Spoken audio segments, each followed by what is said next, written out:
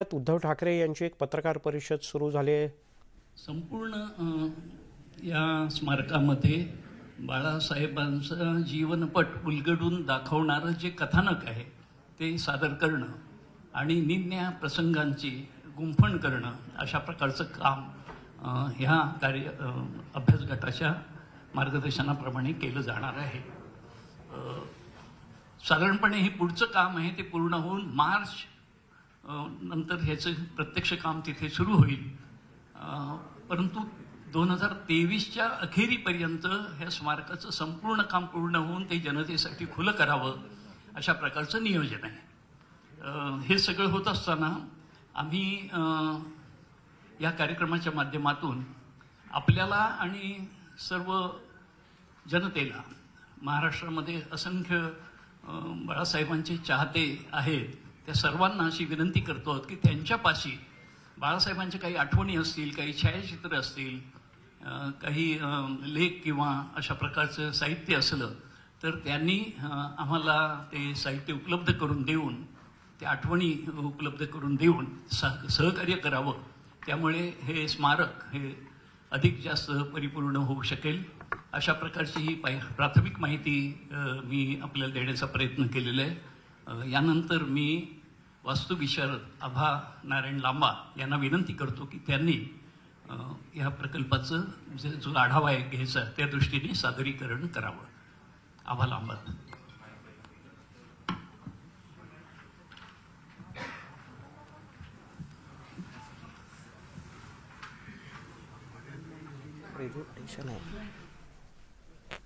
Given the fact that we have a very historic building, the Mayor's Bungalow on the sea, which is also associated with Balasaheb in his lifetime, since all the Shivaji Park, the speeches were all in that area.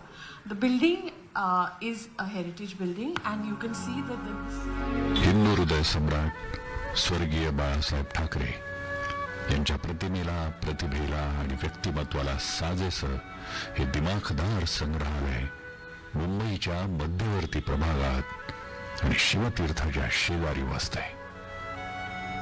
प्रवेशद्वारात असलेला देखणा स्वागत कक्ष आपल्याला प्रसन्न वदनी स्वागत करत तमाम बंधू भगिनी आणि मातांनो अशा आपुलकीच्या हाकेची आठवण करून दिल्याशिवाय राहणार नाही। आत प्रवेशल्यानंतर भव्य दिव्य आणि प्रसन्न वास्तूचा परिसर आणि अंगणात असलेलं कुंड सदृश्य नितळ शांत पाण्याचं चौसोपी जलाशय लक्ष वेधून घेतं आणि शरीराची व मनाची प्रसन्नता वाढवतं। आणि ती वास्तू जणू बाळासाहेबांच्या उत्तुंग व्यक्तिमत्वासारखी प्रगल्भ विचारांनी परिपूर्ण असलेली प्रतिमाच समोर उभी असल्याचं भासवते आणि समोर उभे राहून ते आपल्याशी जणू संवाद साधतायत असं वाटून जातं। पाय आपसूक त्या वास्तूच्या तळघराकडे वळतात आणि आपण मंदिराच्या गाभाऱ्यात प्रवेश केल्यावर जसं सकारात्मक आणि शक्तिपीठाचं वलय अनुभवतो तोच अनुभव इथं यायला सुरुवात होते। हा तमाम मराठी साम्राज्याचा समृद्ध असा गाभाराच असावा याची अनुभूती येते। बाळासाहेबांच्या शब्दांना धार देणारा त्यांचा कुंचण्याचा फटकारा कायमच प्रभावी ठरला आणि प्री प्रेस मध्ये काम करणारे कार्टुनिस्ट वाईट प्रवृत्तींचा कर्दन काळ ठरले तेच बाळासाहेब त्यांच्या विविध छटांमधून आपल्याला इथं दिसणार आहेत। जुन्या मात्र चिरतरुण तसबिरीतून बाळासाहेबांच्या झंझावाती प्रवासाची इथली दालनं साक्ष देतील। काही चित्रफिती, काही भास निर्मिती करणारे अद्ययावत तंत्रज्ञान वापरून व्हर्च्युअल रियालिटीद्वारे दिसणारे प्रसंग, बाळासाहेबांच्या व्यक्तिमत्वाला विशद करणारे दृकश्राव्य चित्रपटमय दाखले इथं पर्यटकांना वेगळ्या विश्वात घेऊन जातील आणि मागील बाजूस भव्य सागरी किनाराची गाज या संग्रहालयाची भव्यता विशद करेल।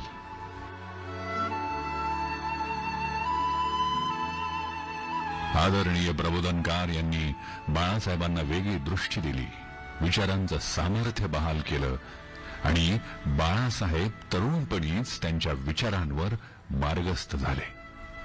ती कौटुंबिक जडणघडण आणि समाज प्रबोधनातून राजकीय वाटचाली सुरुवात केलेला प्रवास, त्या प्रवासाचं सचित्र दर्शन इथं तुम्हाला घडणार आहे. याच काळात प्रबोधनकारांनी बाळासाहेबांना संघटनेचं नाव बहाल केलं, अर्थात शिवसेना. महाराष्ट्राच्या जडणघडणीत बाळासाहेबांचं आणि शिवसेनेचं योगदान स्वतंत्र ठसा उमटवणार आहे. मराठी माणसाच्या मूलभूत हक्कासाठी बाळासाहेबांनी जंग पछाडला, आपला आवाज उठवला आणि तो आवाज पाहता पाहता लोकप्रिय आणि घराघरातला आवडता आवाज ठरला. त्यांची जडणघडण आणि राजकीय पातळीवरचं ठळक महत्व याची देही याची डोळा तुम्हाला या दालनात अनुभवायला मिळतं.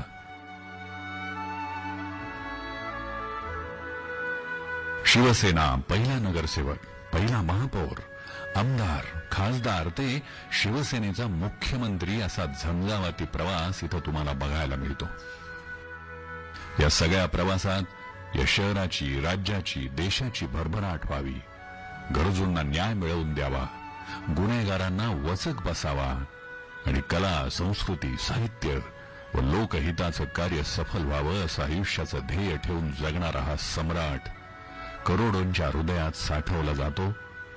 तेव्हाच त्या व्यक्तिमत्वाला हिंदू हृदय सम्राट अशी बिरुदावली लाभते.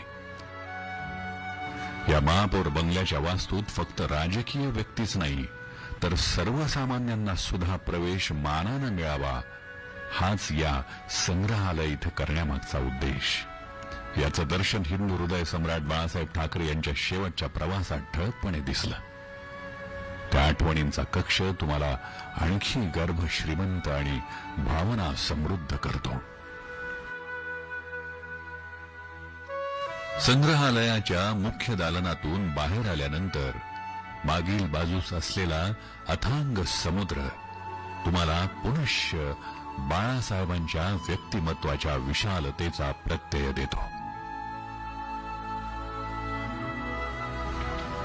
बाहेर आल्यानंतर चविष्ट खाण्यापिण्याची व्यवस्था असलेले कॅफेटेरिया तुम्हाला त्या संपूर्ण संग्रहालयाचं नयनरम्य दृश्य अनुभवण्यास प्रोत्साहित करतं आणि खऱ्या अर्थानं तुम्ही या बुलंद व्यक्तीच्या आयुष्यपटाचा प्रभाव हृदयात साठवून बाहेर पडता.